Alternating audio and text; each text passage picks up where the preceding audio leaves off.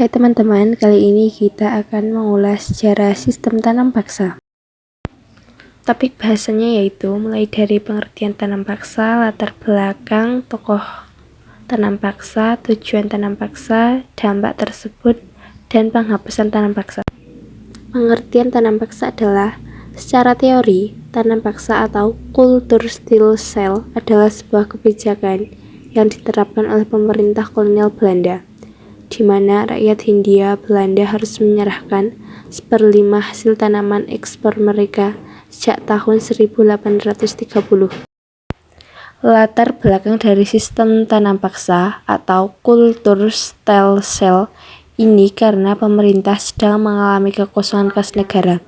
Kekosongan kas negara ini disebabkan oleh berbagai hal, seperti banyaknya biaya yang harus dikeluarkan Belanda dalam perang dan Prancis, membayar utang-utang FOC, dan mendanai perang Diponegoro.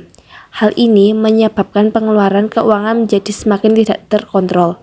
Demi mengatasi ini, seorang tokoh bernama Van de Bos kemudian mengajukan usulan untuk melakukan penanaman tanaman yang laku dijual di pasar dunia.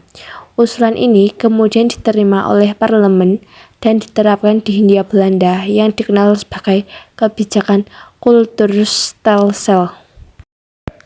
Nah, tokoh yang berperan besar dalam implementasi sistem ini adalah Gubernur Johannes van de Bos yang merupakan pencetus sistem tanam paksa di Indonesia pada masa itu, yang menjabat sebagai Gubernur Jenderal Hindia Belanda yang ke-43 pada tahun 1830 hingga 1834. Tujuan dari tanam paksa itu: 1. Mengisi kembali kas negara Belanda yang kosong karena pengeluaran negara yang sangat banyak saat Perang Jawa. 2. Membantu menyediakan dana untuk membayar utang negara yang sangat besar akibat peperangan. 3. Memberi suntikan dana untuk membiayai peperangan yang dilakukan di Eropa dan di Indonesia. Yang keempat, mendapatkan keuntungan sebesar-besarnya untuk pendapatan negara. Nah, apa ya kira-kira dampak dari tanam paksa bagi Indonesia?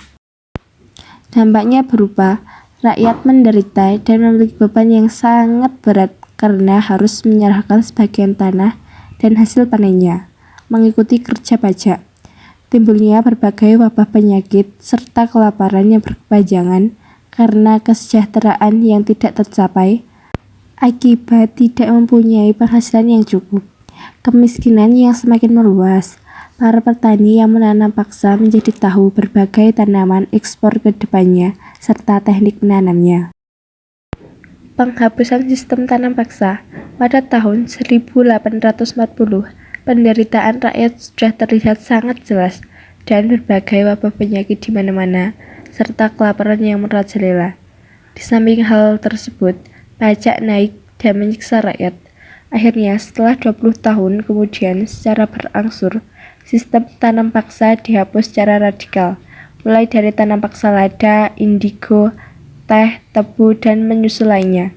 Di Jawa, sistem tanam paksa benar-benar dihapus pada tahun 1870.